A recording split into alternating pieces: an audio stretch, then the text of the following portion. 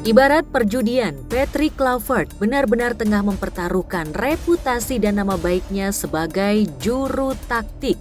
Melawan tim raksasa dari padang pasir, Saudi Arabia, Patrick harus menyingkirkan pemain timnas Indonesia yang sempat jadi kesayangan di era pelatih Sinteyong.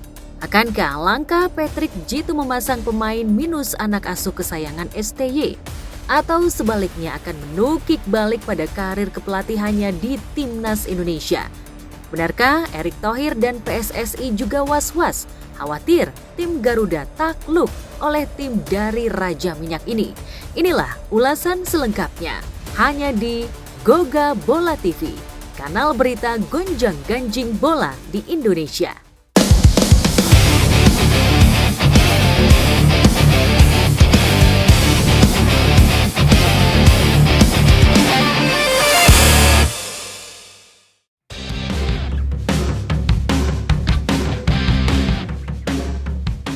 Laga melawan timnas Arab Saudi bukan hanya sekedar pertaruhan bagi timnas Garuda agar terbuka lebar peluang untuk lolos menuju Piala Dunia 2026. Tapi juga pertaruhan bagi sang juru taktik Patrick Kluivert. Apalagi di dua laga sebelumnya saat masih diasuh pelatih asal negeri ginseng Korea Selatan Sinteyong, tim Garuda mendapatkan torehan manis dengan 1 kali seri dan 1 kali menang, memecahkan rekor tak pernah menang lawan Arab selama 4 dekade lebih. Ya, di laga kualifikasi round 3 itu, Indonesia tak pernah kalah oleh tim dari negeri para nabi ini.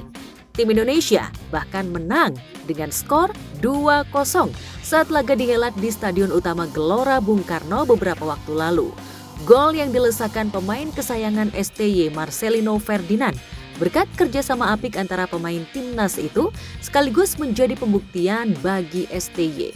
Setelah di dua laga sebelumnya yakni melawan Cina dan Jepang, Indonesia mengalami kekalahan.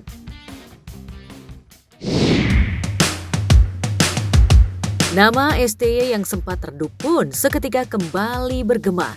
Ia kembali dielulukan fans sebagai juru taktik yang benar-benar ciamik. Kemenangan itu sekaligus menjadi bukti kesuksesan tim Garuda mencetak sejarah kemenangan atas Arab Saudi. Setelah 40 tahun lebih, tim Garuda tak pernah menang dalam setiap laga kontra Saudi Arabia. Jejak kemenangan tim Garuda di bawah asuhan STY jelas menjadi beban tersendiri bagi juru taktik anyar asal Belanda ini. Dengan formasi pemain naturalisasi yang terus bertambah, Patrick harus bertaruh menyiasati komposisi pemain. Apalagi pekan depan, timnas harus bertarung di kandang lawan di laga kualifikasi round 4 menuju Piala Dunia 2026 nanti.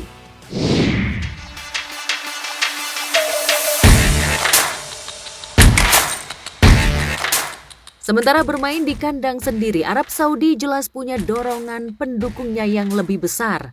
Kans untuk menang pun seolah sudah di depan mata.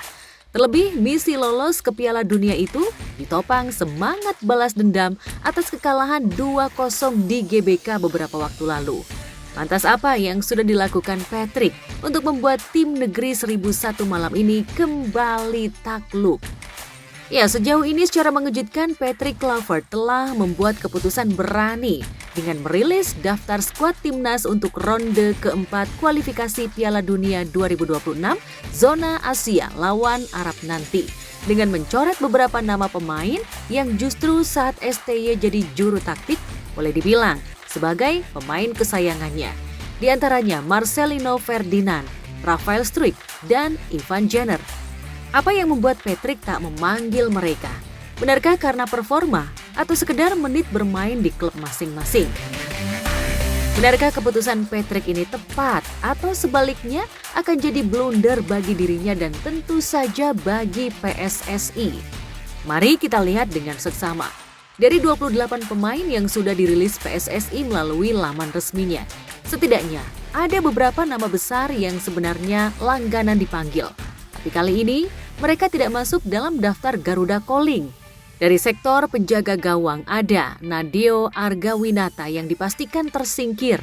Nasib serupa juga dialami bek Miss Helgers yang belum sekalipun bermain bersama klubnya FC Twente di musim ini.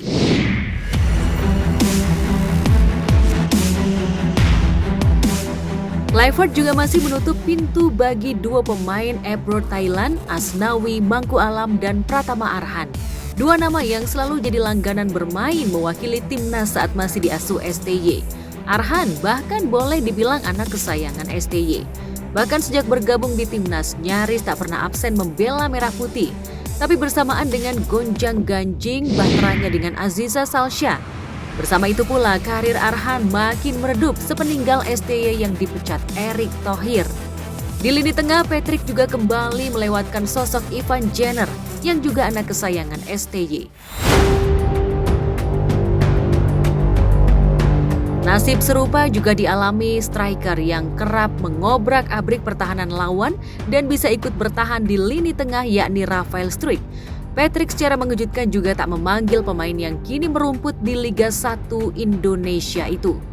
Kontroversi keputusan Patrick makin bikin panas komentar netizen setelah mantan pemain Barcelona ini mencoret nama pemain paling disayang STY, yakni Marcelino Ferdinand. Dua nama terakhir ini jelas selalu jadi andalan timnas di lini depan saat STY masih menukangi timnas. Tapi Patrick tak peduli dengan reputasi dua pemain ini jika tak punya menit bermain di klub masing-masing. Apalagi hanya karena ocehan komentar fans dua pesepak bola ini. Sontak saja beberapa fans dan pendukung timnas ikut kecewa setelah tahu dua pemain ini tak dipanggil dengan alasan minimnya menit bermain keduanya di tim masing-masing.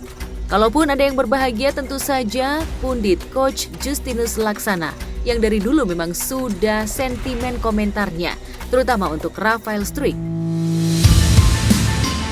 Sudah bisa dibayangkan jika kelak timnas menang, ia biasanya akan angkat topi dan bilang pilihan Patrick sudah mantap dan oke sesuai taktik yang diramunya.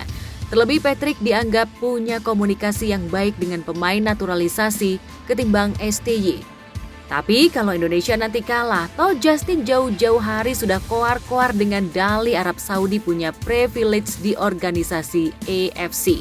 Jadi kemungkinan Arab menang seolah sudah masuk prediksinya, di luar faktor taktik dan permainan rim.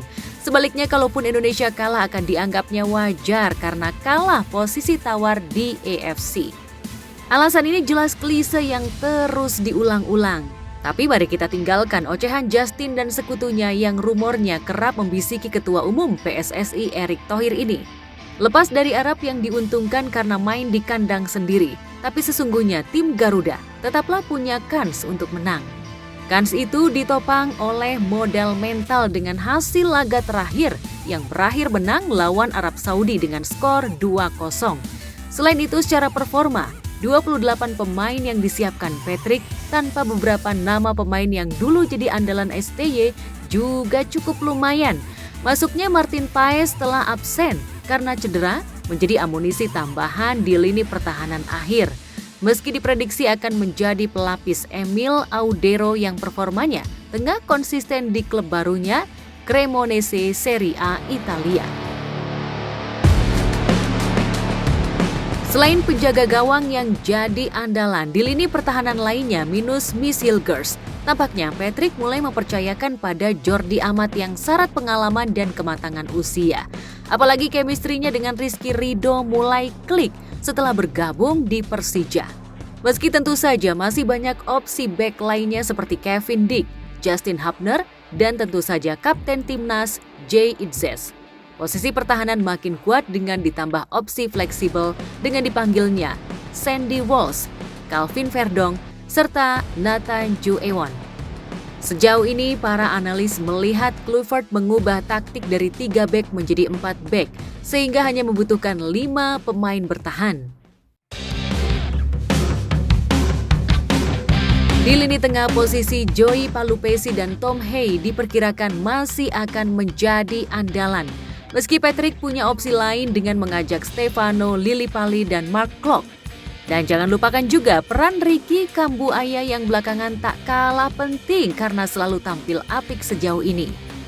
Sementara di lini depan, Patrick juga sudah memanggil striker Ole Romeni yang sebelumnya absen karena cedera. Ia akan berduet dengan Mauro Zylstra atau Ramadan Sananta. serta didukung peran Eliano Ranger dan Milano Jonathan yang sudah mengawali debutnya bersama Mauro di laga persahabatan melawan Taiwan beberapa waktu lalu. Peran Beckham Putra sebagai pengganti Marcelino juga tak bisa dianggap remeh karena kepiawaiannya mengolah si kulit bundar dan soloran bolanya yang apik. Begitupun Egy Maulana Fikri dan Yaakob Sayuri.